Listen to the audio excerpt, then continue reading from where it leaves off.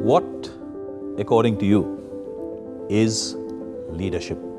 There are several definitions of leadership, and I'm sure you read many of them. Some of them focus on the individual and man management. Some of them focus on systems and processes. Some of them focus on better allocation of resources. All these are great, all these are fine, and we need as many definitions as we can have, because ultimately this is not mathematics, this is not a perfect science. So the more perspectives that we have, the better it is. Over a period of time, I have identified and developed my own definition for leadership, which I think would be of great help to all of you. It's a totally different take on this term, and yet it is something which is very appropriate. Let's see what my definition of leadership is. This is how I would define it.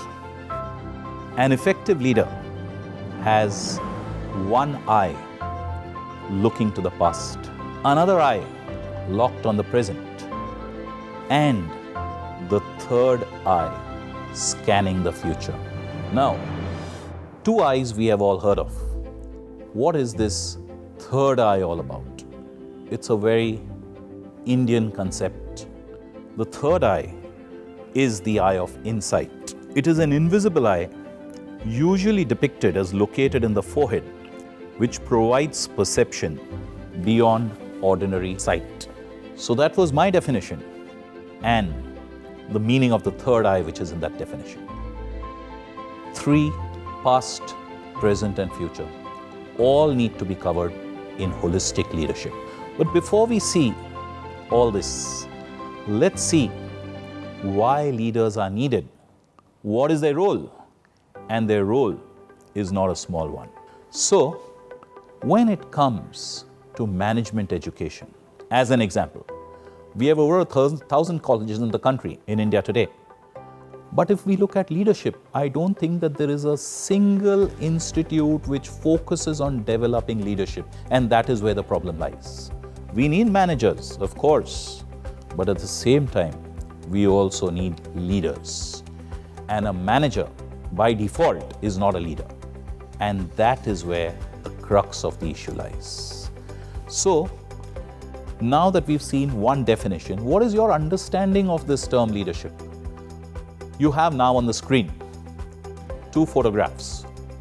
One is that of a knight, a dashing knight with a spear in hand on his charging white horse.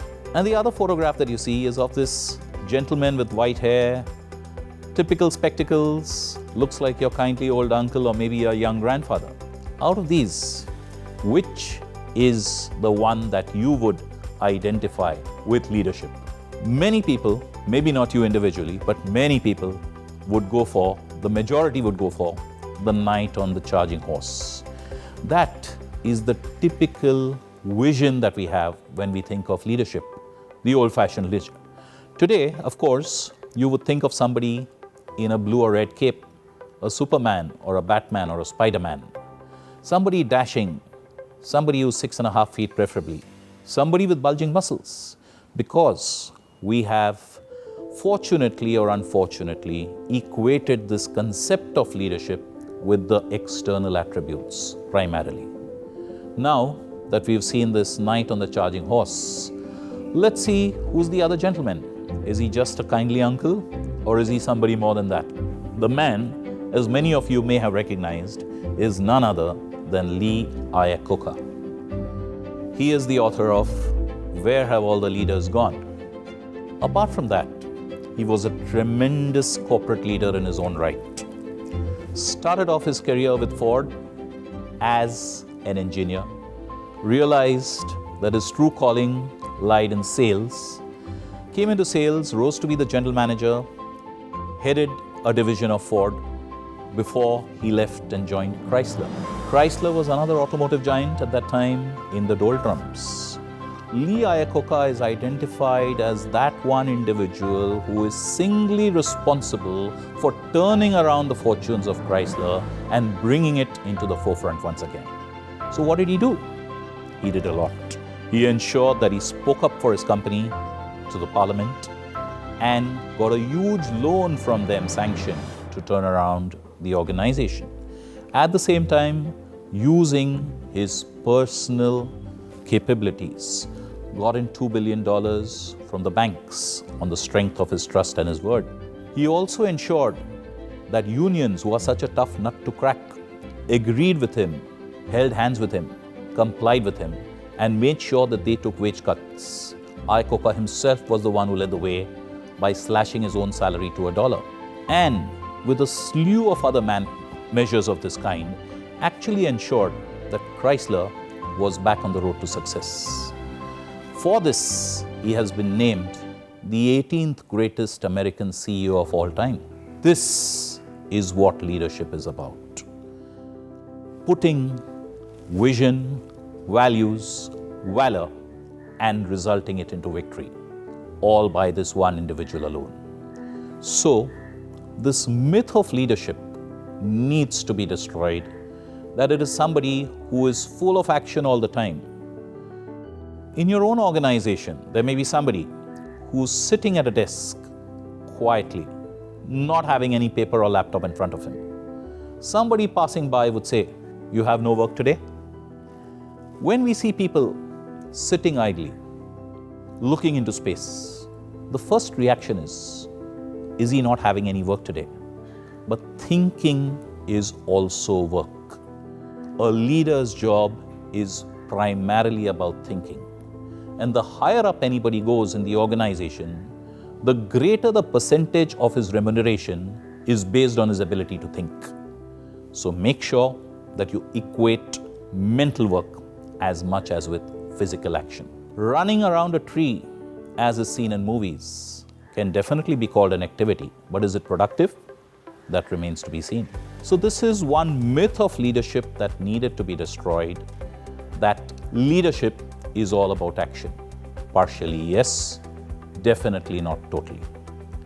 The next thing that we need to see is there a difference between a leader and a manager? Let's see. We'll start off with a question. I'll ask you a question, I'll give you a little time to think, and then we'll see the response. Let's say there is an individual in an organization who offers enthusiastically a good suggestion to his management team. That suggestion would take 50,000 rupees to implement. The benefit of that suggestion would be a one-time benefit of 5,000. Investment 50,000, benefit 5,000. Would you, sitting in that decision-making chair, take this suggestion and implement it? Think. A true leader would often implement it. It sounds like a no-brainer. 5,000 is your return, 50,000 is your investment. Quantitatively, it makes no sense at all. But a good leader would often do it for the simple reason that he doesn't want to dishearten people. Today, this man is motivated because his suggestion has been implemented.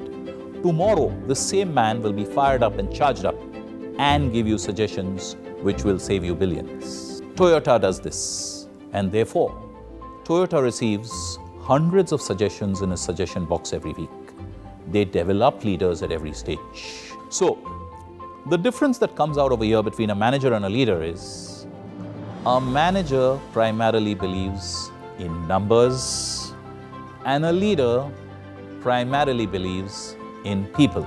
And as the great leader and author Simon Sinek himself has said, when push comes to shove, it is your people who will save you and not your numbers.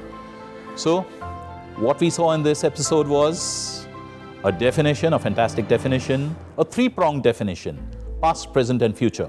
And we'll see in future episodes why this future, this visualization, this strategic thinking is so critical, and also why we should not forget the past. Of course, the present's always here.